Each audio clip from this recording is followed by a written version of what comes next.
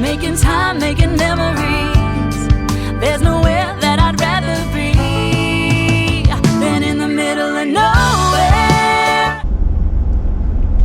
Hey everybody, you might notice again, no trailer behind the truck today.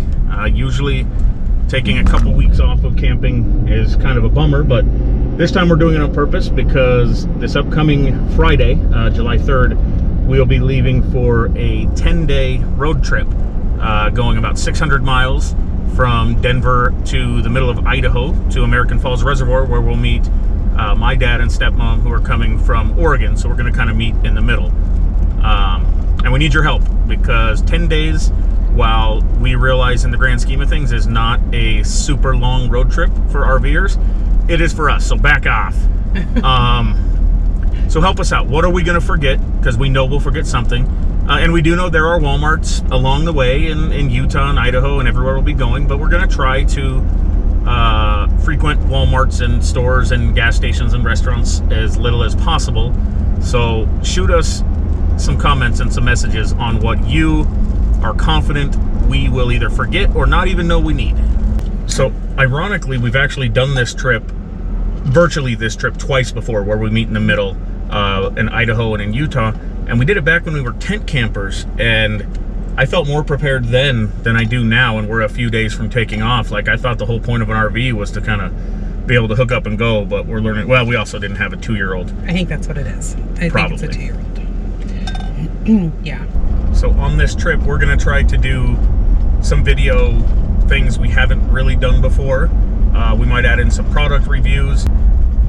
We're even going to try to shoot some short kind of how-to videos. We've realized, and we're far from experts in the travel trailer world. We don't have that many nights under our belt, but as we talk to people that we meet on the road and family members, and a lot of people we know have kind of become first-time travel trailer owners, we're finding out there's a lot of different information out there and a lot of maybe misinformation, and we've put in hundreds of hours of YouTube watching to learn how to handle an RV or a travel trailer, and sometimes it just seems like information overload. So we might even try to do some quick, we're going to limit them to like 3, 4, 5 minute quick travel trailer 101 videos that we'll add along the way. We've just learned a few tips and tricks that I don't know, we just thought were kind of normal in how people do it, and then we've seen a lot of people do things that seem less normal, so maybe we can help a little bit by just having a few simple RV 101 tips and tricks we picked up along the way that help us stay safe and sane and stay married. So in getting prepared for our trip, I realized that there are many features of our rig that we have yet to use, because normally we pack up, and I think the longest we've stayed somewhere is 3 nights. And so we haven't used our closet space. Corbett and I each have a, what do they call it, a wardrobe, or a, the little space on the side of the bed. We have the cabinets above our bed that we've never used. We've never used the storage under our bed. We've never used the storage under our banquets. And so I've been trying to think of how to best organize like clothing, and of course our bathroom has super limited space, and just things like that. So any tips on that would be much appreciated. I did find some cool little like half fabric bins that are I'm going to put above our bed, just so like your underwear aren't rolling from one side of the open cabinet to the other, because it looks like it's individual cabinets up there, but as we all know, it's just one big open space. I'm super excited to finally use our laundry chute. Yes. And just get the stinky clothes out, as opposed to trying to figure out which bag has the dirty clothes and the clean clothes, so that should be nice. What were you going to say? I was just going to say, a quick summary of our trip is we'll be leaving Denver on Friday, July 3rd, so big long holiday weekend. We're anticipating a lot of traffic. And instead of trying to do the straight 9 or 10 hour drive with children, and especially a 2-year-old, we've broken it up. So we'll be going from Denver to Rock Springs, Wyoming for one night in a KOA campground.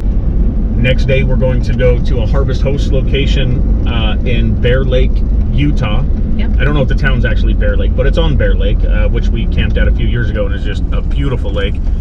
So we're going to harvest host it at the Bear Lake golf course that night, and leaving our final travel day on the way out, just a short 2.5-hour drive to American Falls, Idaho, where we have reservations, where we're meeting family at Willow Bay RV Resort right on the reservoir.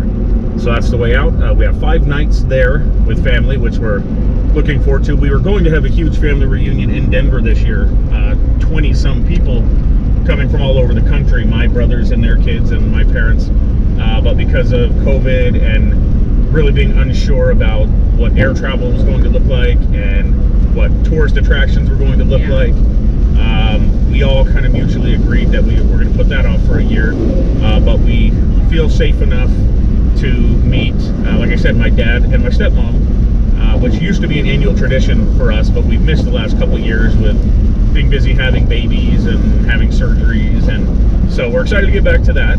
We'll do our 5 nights with them at Willow Bay Campground in American Falls, and then we will come home via Fort Bridger, Wyoming. We have reservations there. Our first night coming home, and depending on how we're feeling and how the kids are doing, and because it's his birthday on the 11th. It will be my birthday, which is really of no importance.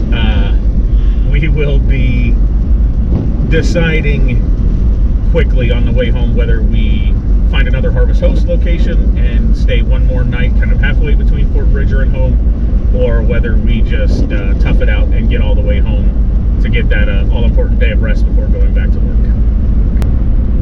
So if you know of any sites along the way from Denver to Cheyenne to Rock Springs to Bear Lake onto American Falls, if there's just any can't miss views or attractions or short, 30-minute to an hour things that just have to be done on that route, let us know, please.